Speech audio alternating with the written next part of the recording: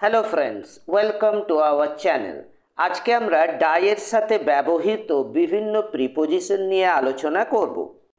অনেকেরই এই বিষয়ে কিছুটা ধোঁয়াশা আছে, কিন্তু চিন্তা নেই, আমি আজ সেই ধোঁয়াশা দূর করে দেব এবং ডাইয়ের সাথে কোন প্রিপোজিশন কখন ব্যবহৃত হয় তা সহজভাবে বুঝিয়ে দেব। ডাই অর্থ হলো মৃত্যুবরণ করা, কিন্তু এই মৃত্যু বিভিন্ন কারণে ঘটতে পারে, আর সেই কারণগুলি বোঝানোর জন্য ডায়ের সাথে বিভিন্ন প্রিপোজিশন ব্যবহার করা হয়। ডায়ের পর অফ ব্যবহার করা হয় যখন কোনো রোগ, তৃষ্ণা বা আঘাতের ফলে মৃত্যু ঘটে, অর্থাৎ মৃত্যুর কারণ যদি কোনো ব্যাধি বা শারীরিক অবস্থা বোঝায় তখন আমরা ডাই অফ ব্যবহার করি। কিছু উদাহরণের সাহায্যে ব্যাপারটা জেনে নেওয়া যাক। যেমন, শি ডায়েড অফ ক্যান্সার, অর্থাৎ তার মৃত্যু ক্যান্সারের কারণে হয়েছে।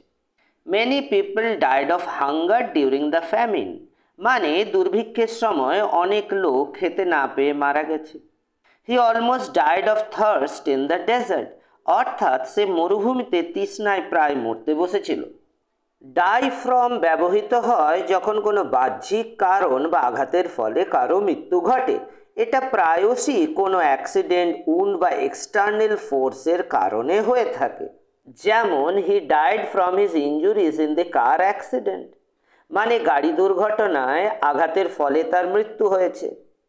Many soldiers died from wounds during the war, অর্থাৎ যুদ্ধের সময় অনেক সৈনিক আঘাতের কারণে মারা গিয়েছিল। ডাই ইন ব্যবহৃত হয় যখন কারো কোনো বিশিষ্ট স্থানে মৃত্যু ঘটে। এটা কোনো দেশ, শহর বা কোনো বিশিষ্ট ঘটনাস্থল হতে পারে। উদাহরণস্বরূপ, শি ডাইড ইন প্যারিস, অর্থাৎ তার মৃত্যু প্যারিসে হয়েছিল। Many civilians died in the war, এখানে ইন দ্য ওয়ার মৃত্যুর স্থান বা পরিস্থিতি বোঝাচ্ছে। ডাই ফর ব্যবহৃত হয় যখন কেউ কোনো আদর্শ, বিশ্বাস, দেশ বা অন্য কিছুর জন্য নিজের প্রাণ দেয়। এটা কোনো মহান উদ্দেশ্যের জন্য মৃত্যুবরণ করাকে বোঝায়। উদাহরণস্বরূপ, many patriots died for their country's freedom, অর্থাৎ অনেক দেশপ্রেমিক তাদের দেশের স্বাধীনতার জন্য প্রাণ দিয়েছিলেন। He was ready to die for his beliefs, মানে সে তার বিশ্বাসের জন্য মৃত্যুবরণ করতেও রাজি ছিল। ডাই বাই ব্যবহৃত হয় যখন কোনো মৃত্যুর মাধ্যম বা উপায় উল্লেখ করা হয়, যেমন আত্মহত্যা বা অস্ত্রের আঘাতে মৃত্যু হয়েছে। উদাহরণস্বরূপ, হি ডায়েড বাই সুইসাইড, সে আত্মহত্যা করেছিল। The soldier died by the enemy's bullet, মানে শত্রুপক্ষের গুলিতে সৈন্যটির মৃত্যু হয়েছিল। ডাই থ্রু প্রায়শই ব্যবহৃত হয় যখন কোনো দীর্ঘস্থায়ী প্রক্রিয়া বা দুঃখের মাধ্যমে কারো মৃত্যু ঘটে।